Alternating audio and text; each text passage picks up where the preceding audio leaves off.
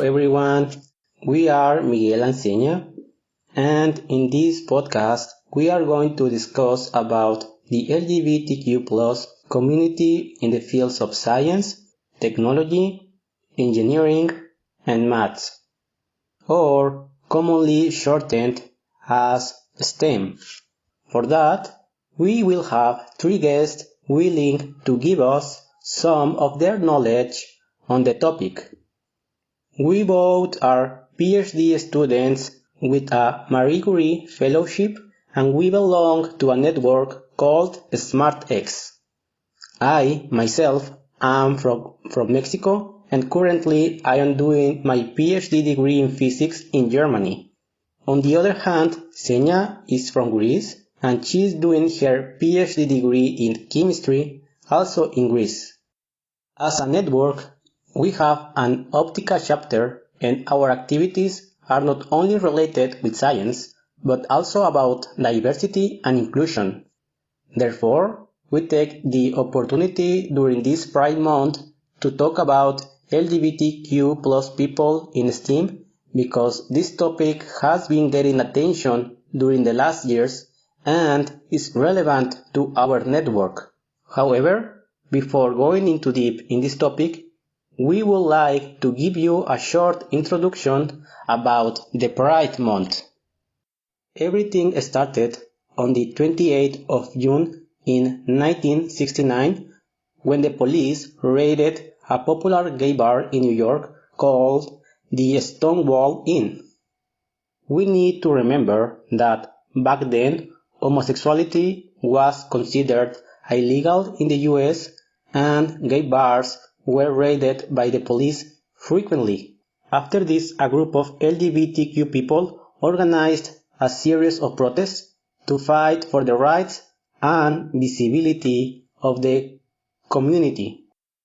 The protest, also known as Stonewall Riots, started a movement all around the US and then spread to other countries. Since then, the LGBTQ community has gained a lot of battles for their rights, such as equal marriage or anti-discrimination laws. Today, we celebrate the Pride Month in June to commemorate those who paved the way for LGBTQ equality. However, not all the problems are solved now. We still have some work to do to guarantee a real, equal world for LGBTQ people. For that reason, we are giving recognition of some issues that the community is facing on the STEM fields. We are immensely honored to have three guests to contribute in this discussion, all three being members of the LGBTQ plus and STEM community, of course, yet at very different stages career-wise. So please step in, introduce yourselves. Antonio, would you like to start first? Hello, everyone. Thank you so much for having me. My name is Dr. Antonio Portas, and I am originally from Portugal, and I am a scientist. I have a background in astrophysics, and since I have finished my postgraduate studies, I have started looking into science outreach and science communication, and I kind of made that into a career. Fast forward a few years, I am currently an associate professor at Northumbria University, where my research area is around young people's awareness of careers in STEM, and how can we broaden those career and aspirations. I am a proud gay man, and I am also currently one of the co-chairs of the LGBT staff network at my workplace. It's a pleasure having you with us, Antonio. So let's move on to Marios. My career now spans around 15 years, or close to 20 if you also count my years as an undergraduate student. I had my degree in physics at the National University of Athens, and then I moved on to do a PhD in astrophysics in Germany, followed by several years of postdoctoral research in Europe and East Asia. I'm currently based in London, UK, where I've worked in the academic publishing industry for the last 7 years. Thank you for being with us, Marios. Our final guest is Alex. Alex, would you like to say a couple of words about you? Hi, I am Alex. So, my journey began in Greece, where I was born and raised. After graduating with a bachelor's in chemistry, I did a master's, and now I am a PhD student in biopharmaceutics. So, we would like to open the discussion with a first question addressed to both Antonio and Marios. In the context of your career paths, what has been your personal experience being an LGBTQ+ person? And was it different in your home country compared to your hosting country? Marios? So over the span of this last almost 2 decades, my experience as a gay man has been decidedly neutral. Personally, I have not experienced any major setbacks or blatant discrimination that were obviously linked to my sexuality. And yet I'm sure that my journey to where I am now was slightly more difficult, with more twists and turns than that of an imaginary straight version of me. It is of course important to acknowledge here the incredible privileges that I have been afforded throughout my life. I was lucky to be born in Europe in time of peace, to middle-class parents who would provide me with the financial support I needed. I was born a man who is white and cisgendered, and I'm also a gay man who can easily pass as straight. So in that context, it is perhaps not a surprise that my experience as a gay man has been rather pedestrian. Yet I can tell with certainty that me being gay informed and colored a lot of my experiences in life, including my professional career. As a student in the physics department at the National University of Athens, I did not know of other LGBTQ+ people around me. I was not aware of any club, group, or support network for members of the LGBTQ+ community. And certainly, in the male-dominated macho environment that was my department, differences and diversity were not really discussed, let alone celebrated. Of course, things are quite different now. Living in London, my experience and my everyday life are very much different from back then in Athens. The UK is certainly a much more diverse, multicultural place than Greece, but also within the span of 15 years since I left Greece and now, things have changed tremendously. As hopeful as that is, I am certain there is still leaps and bounds that are needed not only for Greece, but also for the UK and really the whole wide world to make sure that people that do not fit the norm, whatever the norm might be, are treated equitably and are celebrated for their differences. Antonio, what about you? What is my personal experience being an LGBTQ person in the context of my career path? And was it different in my home country? Yes, it was. I was born in Portugal. I am a child of the 80s, 90s. And in a way, Portugal was, it still is a very Catholic country. And growing up back then was a very different experience. We didn't have the internet. We didn't have a supercomputer in our pockets where we could access information, quickly. So I didn't know a lot about what it was to be LGBTQ. I suppose that I knew, even the term being gay kind of only made sense in my mid-teens, my late teens. But it's interesting because I vividly remember the first job that I got. I was in my first year of university and I worked for a big cinema, multiplex cinema. And within a few days of starting working there, and there was like a team of, I don't know, maybe 100 people working there back then. You could almost hear the banter, the gossip going around, about my sexuality. It was always a very interesting experience. Going into the staff changing rooms, locker rooms, And there was a couple of episodes where my male colleagues literally stopped talking the minute I walked into the locker room, because clearly they were having a banter about me. So I mean, looking back, these experiences can be very detrimental. And yes, I suspect that in a way they want the best experiences, but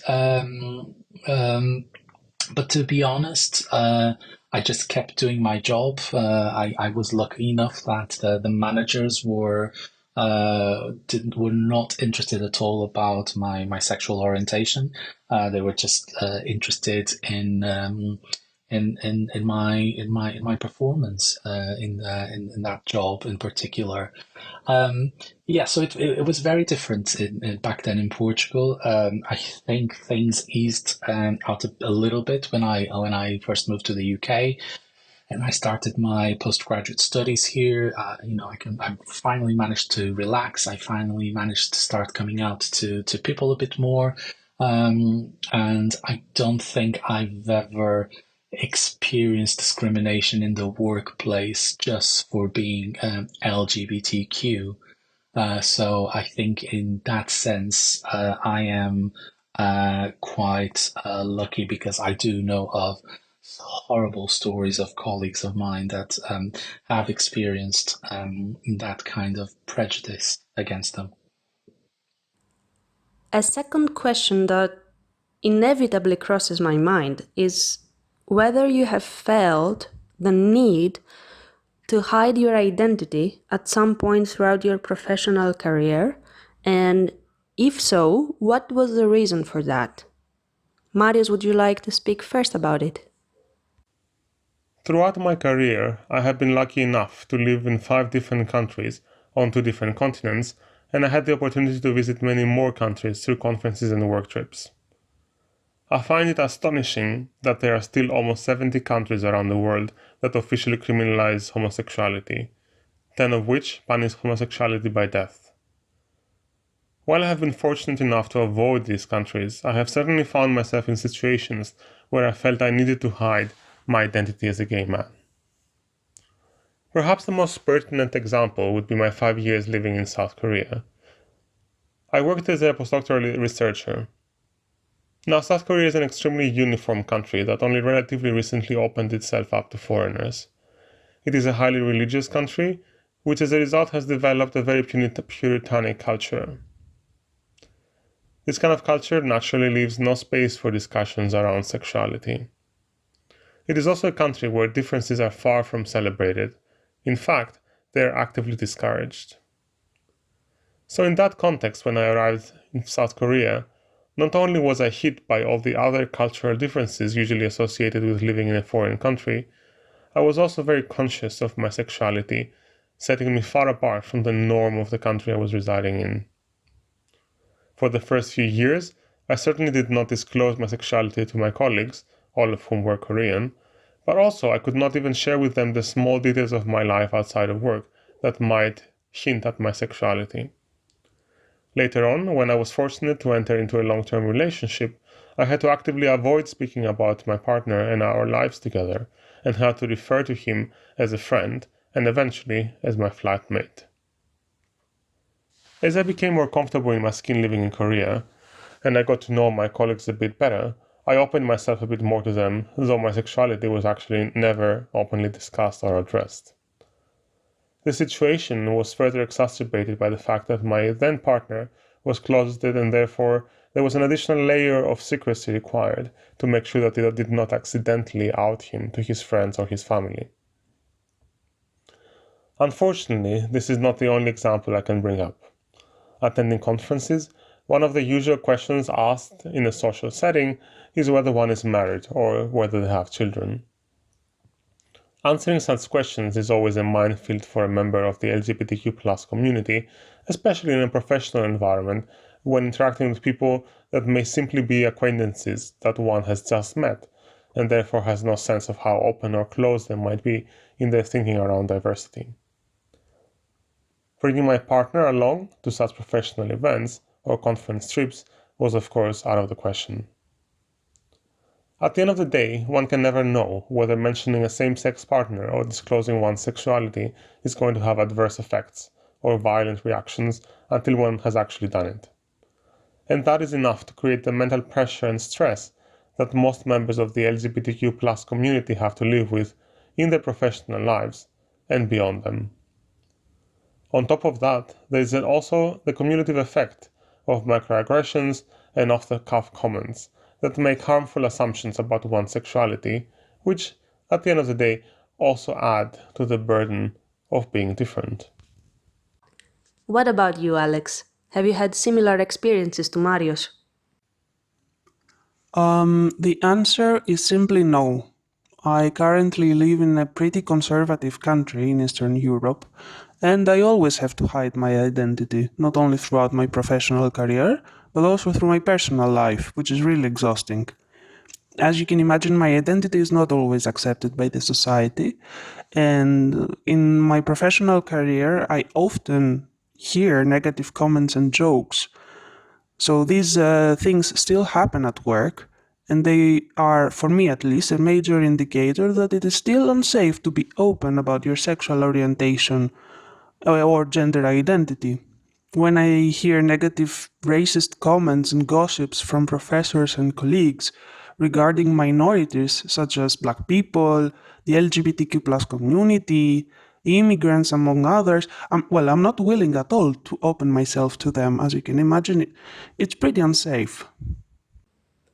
You know, for us, a big motivation for having this discussion is to give visibility to the LGBTQ plus people in the field of STEM and reach as many people as possible. For you, personally, why is it important to contribute to this effort, to give visibility to the LGBTQ plus people in STEM? And how do you think that these two identities intertwine? Antonio, would you like to answer first? So, why is it important to give visibility to LGBTQ people in STEM? It's interesting because it's actually part of the current research that I do around broadening career aspirations of young people regarding to STEM subjects. But let's start with STEM. There is already so many stereotypes around the community. You talk to people about being scientists.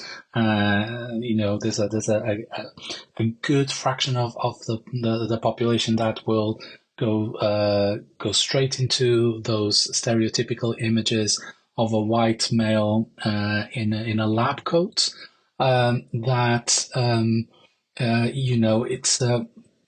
You really need to break those stereotypes down.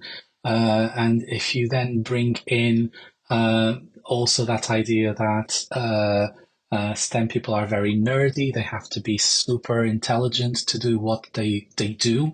It's really, really fundamental that if you want to attract more people into the sector, and especially in the UK where we are simply not getting enough people per year with the right skills to fill in all our STEM jobs, I think it's fundamental to try to demystify these stereotypes.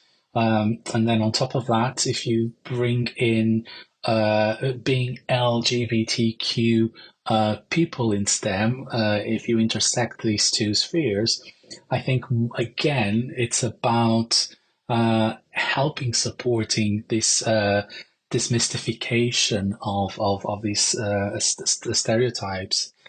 Yes, you can be trans and you can be a scientist, Yes, you can be a person of color and work in STEM. So why not? Yes, you can have a disability and still have an amazing work in STEM.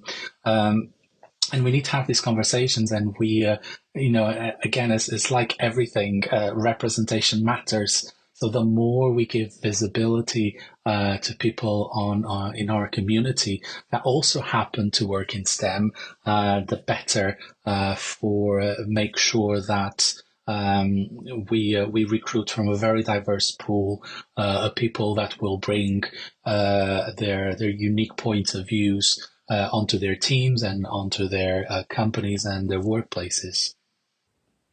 Marius, what's your input on that? It is a well-documented effect that members of underrepresented or minoritized communities leave the academic field because they do not feel supported or seen by their peers. This form of brain drain leads to the creation of a monoculture that stifles creativity and innovation. Not unlike the discourse happening in other professional domains, academia is slowly realizing that being able to bring one's authentic self to the table allows for more creativity, more productivity, and better job satisfaction. Let's now move to a question that we would like to address to Marius and Alex. So, in your perception, how open is the LGBTQ plus community in STEM?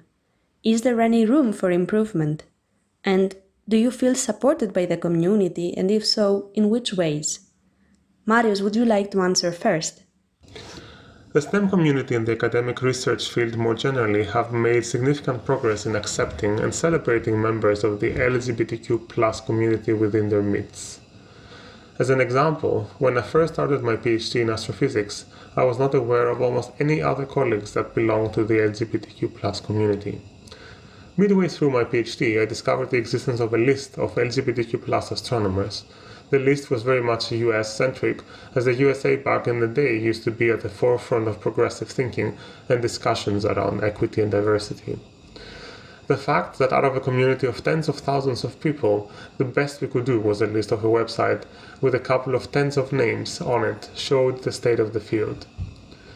Several years later, I noticed that LGBTQ plus groups started popping up as part of big annual astronomy conferences, as an opportunity for astronomers within the LGBTQ plus community to network and support each other.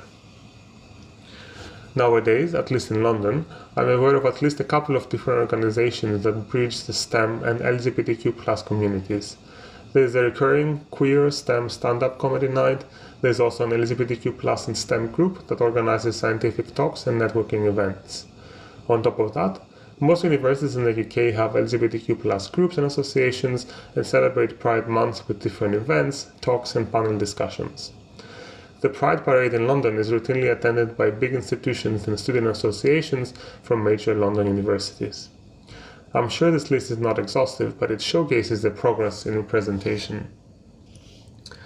The reverse is not always necessarily true when considering the sort of support and visibility of the STEM field within the greater LGBTQ plus community.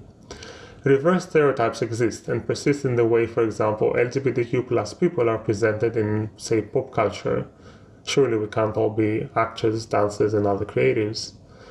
So perhaps greater visibility and appreciation are needed to highlight those corners of the LGBTQ plus tapestry that are not always immediately associated with the LGBTQ plus experience.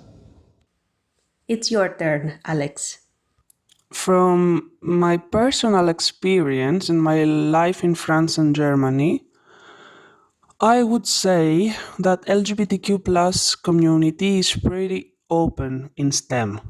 Well, at least in comparison with the community in the country I live and work now. In other countries, as far as I know, you can go in prison because you are a member of the LGBTQ plus community and you have a same-sex relationship.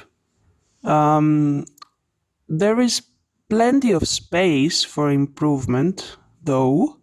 Here there are more and more activities to feel the support of the community, and I would say that if we could eliminate the heteronormativity, the systemic racism, and the white supremacy, then it would be beneficial to everyone in academia, and it would enable everyone in STEM to bring their true selves and would set everyone up for success, not just a few people. As an example, I would say that displaying pronouns in emails, it is a first step to make the LGBTQ plus people more comfortable. I totally second that. So let's address this question to you, Alex. Which, in your opinion, are the problems that seem to prevail within the LGBTQ plus community in STEM? What are the main issues discussed among the community? Well, in my opinion, many LGBTQ plus researchers are still afraid to come out to their peers. And this is probably because grant money, publications, assessments, well, they all strongly rely on colleagues and professors who might be influenced in turn by their own biases and personal opinions. Imagine a professor the other day was talking in the classroom about a gay couple and their kiss in public and how this an unhealthy model is for young kids. So whenever this professor and I would be in the same room together for meetings, it would not be pleasant for me. And this makes me question how other professors in my department feel towards gay people. That one incident turned what I thought was a very supportive environment into one I questioned as hostile. This is a question for Marius and Antonio. So, did you find any difficulty in obtaining or holding your current position related to you identifying as an LGBTQ plus person? Marius? My current workplace, which is academia adjacent and part of the private sector, has definitely been the most progressive of the places I've worked so far in my career. My identity as a gay man did not have anything to do, positive or negative, with my obtaining my current position. If anything, it was an exciting opportunity for me to be able to take on this position in London, as that would afford me the opportunity to live in one of the gayest cities in the world. However, the experience after joining the company has been even more positive than what I had originally anticipated. To start with, during the first couple of months of my new position, I met a number of other colleagues who were also part of the LGBTQ+ community. I found people openly discussing their partners and their lives outside of work. It was actually quite a liberating experience, especially coming from South Korea. It actually took me some time to get to the same point where I would freely share information about my private life and my experiences as a gay man. A year or so after I started my new job, our company founded its first employee network named Pride. It was meant to be a place for LGBTQ+ employees and allies to come together to connect, educate, and support each other. This network was followed by others, focusing on different identities, race, disability, neurodiversity, and others. It has been a really great feeling to be seen, understood, appreciated, and celebrated for who I am. I am encouraged to bring my true and full self to work every day, and this is exactly what I try to do. This does not mean that the company environment is perfect or that there isn't more work that needs to be done. For example, I can clearly see that the executive leadership of the company is predominantly white cisgendered straight man. This is a problem that is recognized by the company, and last year a DEI mentorship program was launched to connect early career employees belonging to an underrepresented group, including those in the LGBTQ+ community, with senior leaders. This program was designed to provide support and recognition to those employees that are most underrepresented in our senior leadership, while also offering opportunities for reverse mentoring of our senior leaders to better appreciate and internalize diversity of thought. I feel extremely privileged to be part of a company that values equity and diversity, and I can only be hopeful that other companies, other sectors, including the STEM academic field proper, will take on the task of improving conditions for the LGBTQ+ members. Antonio, what about you? Did I find it difficult to get my job or holding my current job because I'm a gay man? Absolutely not. Again, I think yeah, I am privileged. I think we all hold privileges, and I think I am privileged to work or to have always tried to seek jobs that I knew were part of open-minded workplaces, and I do think universities are a bit more open-minded. I had no problem whatsoever when I applied for my current job. I am lucky that my team is very acceptant of who I am. I have a great line manager. I have great colleagues at work. But again, I do understand that my current position is not representative of the entire community, and I am very humble about that, and I am aware that I am, again, as I started the answer, I am very privileged in this sense that I can be who I am, be who I am, and be completely open about my sexual orientation, to talk about my husband with my work colleagues. So this does not reflect the entire community, unfortunately. Antonio, we've saved the last question for you. So, given your position as a co-chair of the LGBTQ plus community, which would you say are the main unresolved or recurring issues people belonging in this community face in their workplace and bring up?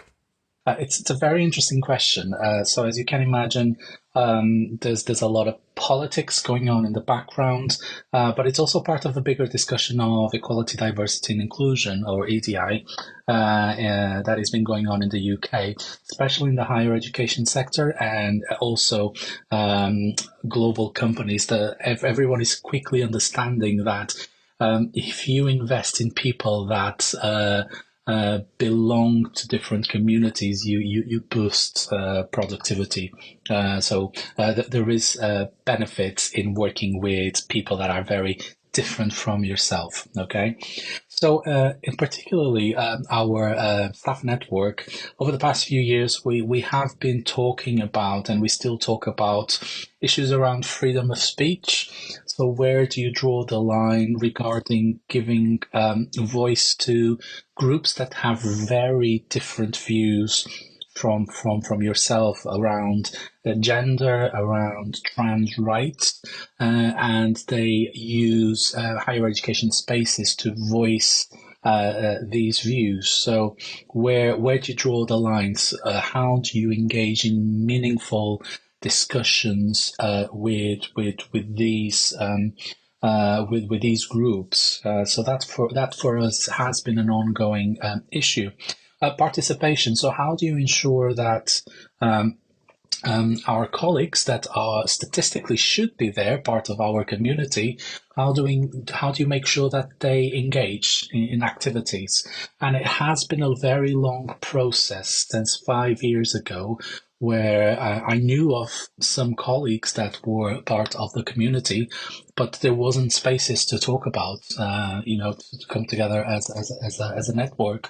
So we have invested a lot of time over the past 5 years to make sure that we have regular conversations with our colleagues.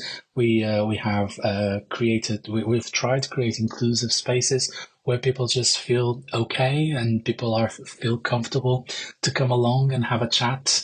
The chat can be as casual as, a 5 minutes cup of tea, or, as half an hour talking about legislation, or, students' policies, etc. The other thing that we are constantly looking into is about education. So being part of a community that keeps reinventing itself and keeps changing the vocabulary of how they define themselves. How do you then pass on that information that keeps changing to our allies, to our colleagues that do not belong to our community? And overall, underpinning all of this, how do you ensure that your students that are on their learning journey with us, how can you ensure that they can be themselves?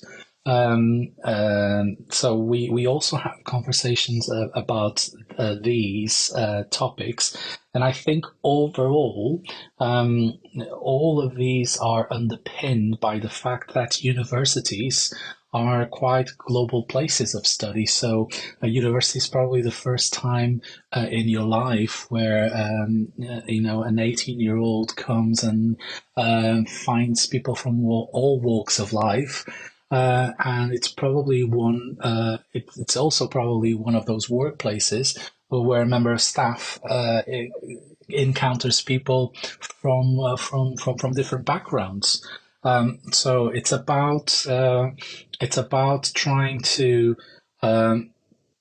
make our colleagues that come from different walks of life to understand